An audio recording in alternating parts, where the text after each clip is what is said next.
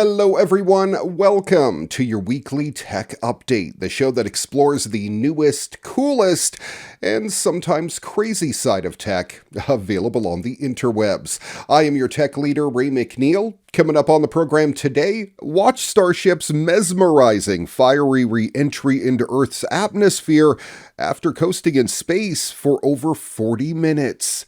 Black Mirror is getting 6 new episodes in 2025. However, one of those is going to be a sequel to the genre-bending USS Callister episode.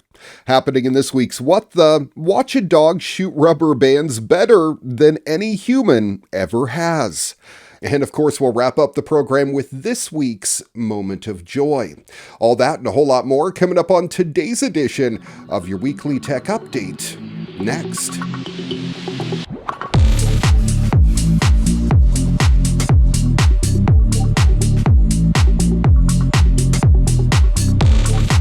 SpaceX's Starship finally reached orbital velocity on March 14th. Shortly after taking to the skies from Starbase in southern Texas, the rocket performed hot staging separation for only the second time. The world's most powerful rocket went on to complete several other impressive milestones. While it didn't end up relighting a Raptor engine as planned, Starship did reach orbital velocity and traveled around our planet. The launch ushers in a new era of reusable spaceflight. SpaceX's Starlink internet also did an incredible job of beaming footage back to Earth. It allowed millions to stare in awe as the rocket re-entered Earth's atmosphere surrounded by a wall of plasma, and this is where we normally lose the video feed when SpaceX's other spacefaring vehicles are heading back through the atmosphere. This time we got to see it, and it was incredible. SpaceX successfully performed a number of milestones, including opening Starship's payload door in space. This demonstration tested the method SpaceX will eventually use to deploy Starlink satellites and other payloads with Starship. The rocket also conducted a propellant transfer demonstration in space. This procedure will be crucial for future missions to the Moon and Mars, as it will allow Starship and other vehicles to refuel in orbit. Unfortunately, the signal was lost during the first parts of Starship's descent back into Earth's atmosphere. That means SpaceX wasn't able to perform the first ever relight of a Raptor engine. If they had, they would have demonstrated a controlled re-entry and a soft splashdown in the Indian Ocean. Instead, the mission ended with a hard splashdown in the same region. All in all, though, the mission was a huge success. SpaceX employs a design approach that sees it essentially fail forward with every launch, and it has been working for them since the early 2000s.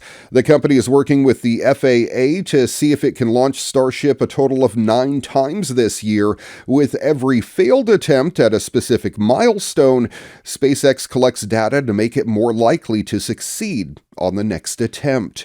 To date, the fully integrated Starship launch system has flown a total of 3 times. It has flown further on each successive flight test, which is what they're looking for. Though SpaceX lost signal towards the end of IFT-3, the company's Starlink internet connection held remarkably steady. SpaceX used Starlink to stream footage from the rocket's upper stage back to Earth. Viewers of the live webcast could watch as Starship rose to a maximum altitude of 145 miles. It then coasted in space for over 40 minutes before descending back down to Earth. As it started re-entering the atmosphere, the rocket started reacting with the surrounding air, creating an impressive wall of superheated plasma around the spacecraft. It was a mesmerizing sight and one that you can watch yourself in the video online.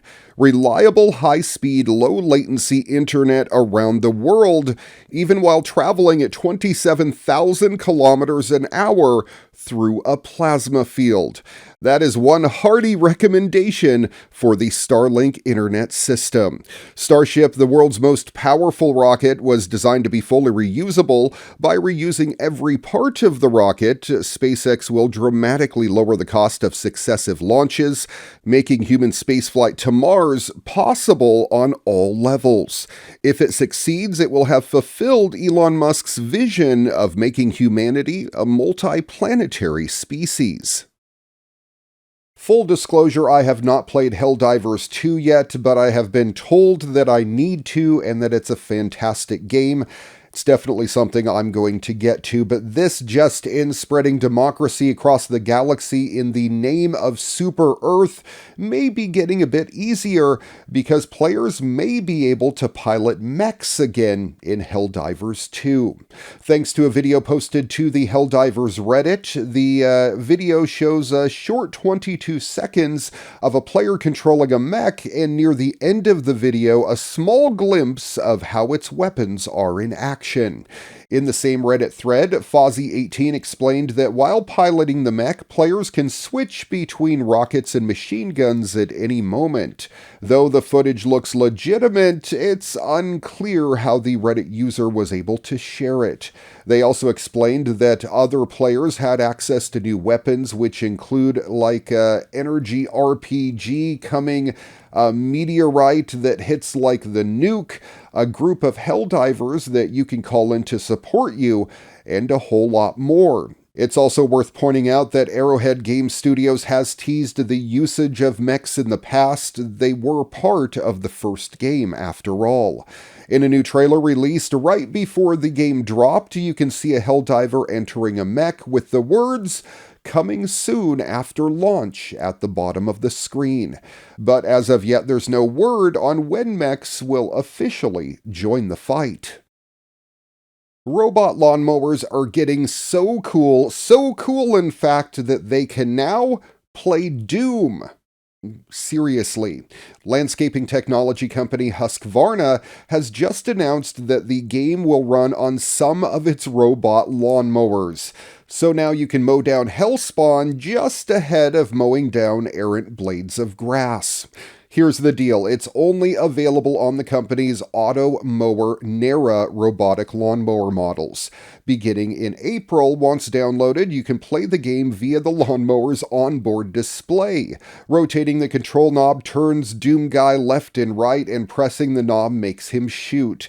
Holding down the start button initiates forward movement. It's Doom. You kind of know the drill now. There are some caveats here, of course. First of all, you have to sign up to download the software by September 9th. It won't be available for US residents for some reason. And finally, this is just the game running on the onboard display. It's not as if the mower turns your yard into an actual level with unwanted greenery representing demonic enemies. Still, it's always nice to see Doom continue to do its thing. The idea to make the shooter available to lawnmower enthusiasts came after a successful test run at the gamer event DreamHack Winter 2023, which was held in Sweden last December. This is just the latest example of Doom popping up where it shouldn't. We've seen the FPS running on pregnancy tests, rat brain neurons, and even inside of other games like the sequel Doom 2 and Minecraft. While most recently Doom was spotted running on actual gut bacteria, the frame rate was so atrocious it would actually take 600 years to reach the ending.